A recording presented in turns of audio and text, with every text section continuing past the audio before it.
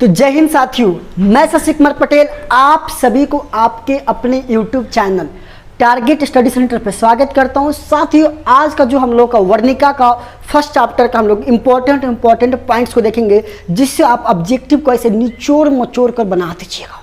ये मेरा आपसे पूरा वादा। चलिए सबसे पहले देखते हैं क्या रहा है। दही वाली मगम्बा, ठीक है। चलिए फर्स्ट क्वेश्चन बन सकता है इससे कि दही वाली मगम्बा पाठ के लेखक कौन है। तो कौन है जी पाठ के लेखक कौन है? तो श्रीनिवास जी है। कौन है जी? श्रीनिवास। फटाफट साथियों आप कमेंट करते रहिए, एक बार मैं देख लूँ क्या सब बच्चों को क्लियर दिख रहा है। जी बिल्कुल। चलिए जी बताइए, दही वाला पाठ के दही वाली मगम्बा पाठ के लेखक कौन है? श्रीनिवास। यह पूछ सकता है इसको। चलो अगला क्वेश्चन देखो, 2 नंबर। मतलब क्या लिखा हुआ? श्रीनिवास का पूरा नाम क्या है? श्रीनिवास जी थे, उनका पूरा नाम क्या था जी? तो मास्ती वेंकटेश अयंगर। यह पूछ सकता है मास्ती वेंकटेश अयंगर का छोटा नाम क्या था? तो श्रीनिवास। यही पूछ सकता है कि दही वाला मगम्बा पाठ का लेखक कौन है? तो कभी कभी ऑप्शन में ये भी दे सकता है मास्ती वेंकटेश अयंगर, तो इसको भी टिक आपको मार देना है। डरना नहीं है कि श्रीनिवास ही होगा, नहीं। श्रीनिवास के बड़ा नाम क्या है जी? मास्ती वेंकटेश अयंगर है। चलिए अगला प्रश्न हल्का से ऊपर करते हैं, देखिए ध्यान से। अगला है कि श्रीनिवास का जन्म कब हुआ था? श्रीनिवास का जन्म कब हुआ था? या तो पूछ सकता है दही वाली मगम्बा पाठ के लेखक का जन्म कब हुआ था? तो याद रखना है 6 जून 1891 ईस्वी में। कब? तो 6 जून 1891 ईस्वी में। अगला इसमें पूछ सकता है श्रीनिवास का जन्म कहाँ हुआ था? ये था डेट, ये है जन्म स्थान बताना है। तो कहाँ हुआ था जी? कोलार कर्नाटक में। यही पूछ सकता है श्रीनिवास की जगह पे क्या लग सकता है जी? मास्ती वेंकटेश अयंगर का जन्म कब हुआ था और कहाँ हुआ था? तो जन्म 6 जून 1891 ईस्वी में। कहाँ? कोलार के कर्नाटक में, ठीक है, यानी कि कर्नाटक के कोलार में हुआ था, ठीक। चलिए अगला क्वेश्चन करेंगे, दही वाली मगम्बा पाठ के अनुवादक कौन है? मतलब इसका ट्रांसलेटर कौन है? तो B.R. नारायण। क्या होना चाहिए जी? B.R. नारायण है। कौन है जी? B.R. नारायण। इसका अनुवादक कौन है जी? दही वाली मगम्बा पाठ के अनुवादक कौन है? तो B.R. नारायण जी हैं, ठीक है। चलिए अगले प्रश्न को चलता है। अगला मतलब पॉइंट का प्रश्न नहीं है, ये पॉइंट बता रहा हूं जिससे ऑब्जेक्टिव पानी बन जाएगा, पानी, ठीक है। अगला कह रहे कि मगम्बा क्या बेचती थी जी? तो सबको पता है दही। क्या बेचती थी मेरे से? दही बेचती थी। अच्छा, मगम्बा का विवाद किससे था? मगम्बा का विवाद किससे हो गया? किससे था? तो सबको पता है बहू से। किससे था जी? बहू से, ठीक है। अच्छा, बहू का विवाद किससे था? तो मगम्बा से। मगम्बा का किससे विवाद था? तो बहू से। यानी कि दोनों का एक दूसरे का हम लोग क्या कर सकते हैं? अपोजिट, मतलब हम इसको समझ सकते हैं, ठीक है। और पूछ सकता है कि फर्स्ट चैप्टर का पूछ सकता है क्वेश्चन, आपको मैं बता दूं, दही वाला मगम्बा यहाँ पूछ सकता है कि दही वाला क्वेश्चन क्या पूछ सकता है साथियों आपको? दही वाला मगम्बा जो चैप्टर है उसमें क्या जो मगम्बा था वो क्या बेच रहा था? तो दही। ये भी पूछ सकता है, ठीक है। आपको क्वेश्चन घुमा करके, ठीक है। मैं चाह रहा हूँ कि आपको किसी तरीके से कोई आपको घुमाए नहीं और आप आसानी से बिना समय गंवाए अपने बता सको, मैं इस लेवल पर आपको बना दूँ। चलिए अगला प्रश्न देखिए। अगला प्रश्न कह रहा है कि मगम्मा की बहू का नाम क्या था? मगम्मा की बहू का नाम क्या था? तो वो था नजम्बा। अब पूछ सकता है कि नजम्मा की सास का नाम क्या था? इसका यहाँ पे कर सकता है क्या चीज बुआ? यहाँ पे कर सकता है सास। तो सास का नाम क्या हो जाएगा जी? तो मगम्मा। मगम्मा का बहू का नाम क्या हो जाएगा? तो वो हो जाएगा नजम्बा। बात समझ में आ रही है? बात समझ, देखो मैं चाहता हूँ कि आप हर तरीके से करो। देखो अगला कह रहा है कि दही वाला मगम्मा किस भाषा की कहानी है? तो ये कन्नड़ भाषा का है। कौन सा जी? कन्नड़ भाषा का। दही वाला मगम्मा किस भाषा की कहानी है जी? तो कन्नड़। ये सारे के सारी कहानी है। अगला, मगम्मा मिठाई किसके लिए ले जाती थी? मगम्मा जो मिठाई ले जाती थी किसके लिए लेके जाती थी भाई? सबको पता है किसके लिए ले जाती थी जी? तो अपने पोते के लिए। किसके लिए जी? पोते के लिए। जो मगम्मा थी जो दही बेचती थी वो मिठाई के क्या खातिर ले जाते रहे? तो पोतवा खातिर। क्या खातिर? पोतवा खातिर। अगला, दही वाली मगम्मा शीर्षक पाठ में बहू ने सास से समझौता क्यों कर लिया? तो वो कर लिया मजबूरी की वजह से। डर से नहीं, मजबूरी था उसका करना, इसलिए मजबूरी की वजह से वो क्या कर लिया? समझौता कर लिया। नेक्स्ट, अमराई का कुआं कहाँ था? अमराई का कुआं कहाँ था? तो रास्ते में, जब दही लेके जाते थे उस रास्ते में क्या था जी? अमराई के कुआं था। क्या था जी? अमराई का कुआं था। अगला प्रश्न कह रहा है, देखिए ध्यान से, कि मगम्मा दही बेचने कहाँ जाती थी? तो बेंगलोर में। कहाँ पे जी? बेंगलोर में। कहाँ? बेंगलोर में। बोलो मेरे साथ, बेंगलोर में। कौन बेचती थी बेंगलोर में दही जी? मगम्मा।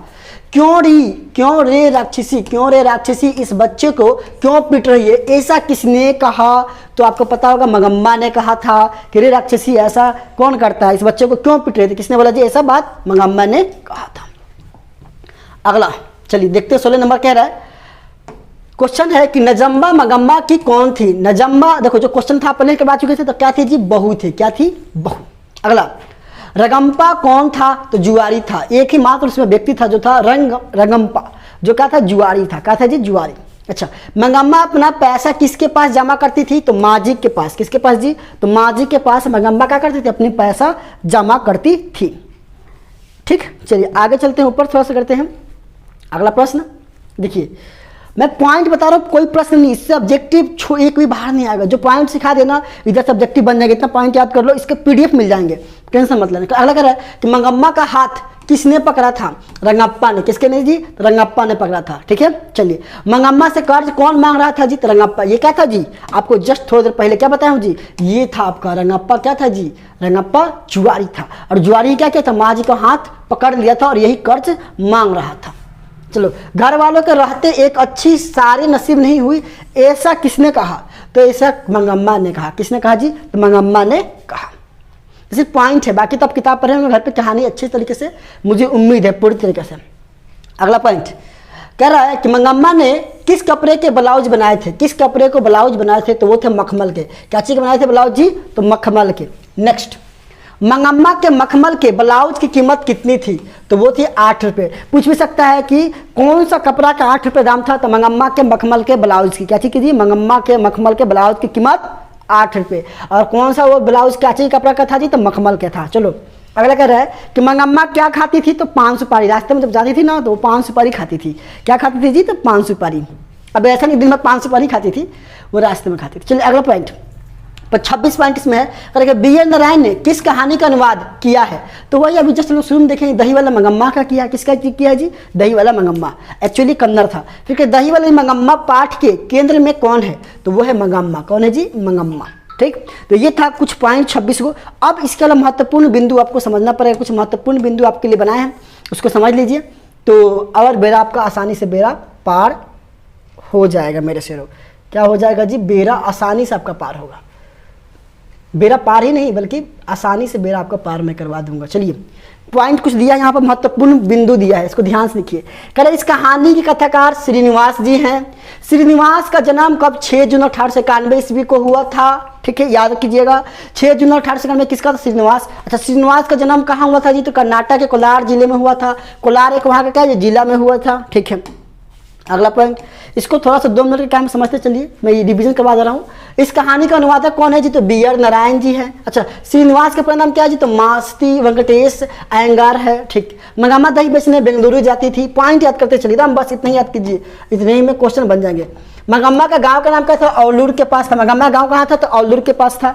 मंगम्मा की बहू का नाम क्या था? नजम्मा था। अच्छा, नजम्मा के सास का नाम क्या था? तो मंगम्मा था। चलिए, मंगम्मा के गाँव का जुआरी का नाम क्या था? रंगम्पा था। ठीक है, अगला, मंगम्मा के गांव के रास्ते में कुएं का नाम क्या था? अमराई के कुआं था। नाम क्या था जी? अमराई के कुआं नाम था। ठीक, सब पॉइंट याद रखना, कुछ है नहीं इसमें भारी, इतना पॉइंट याद रखो, काम बन जाएगा। मंगम्मा के मखमल के ब्लाउज की कितने कीमत थी? 8 रुपये। और मंगम्मा ने अपनी बहू अपनी अपनी अपनी चलिए यहाँ पे है, थोड़ा सा छोटा करना पड़ेगा। हाँ, यहाँ पे है, कह रहा कि मंगम्मा ने अपनी बहू नजम्मा से क्या कहा?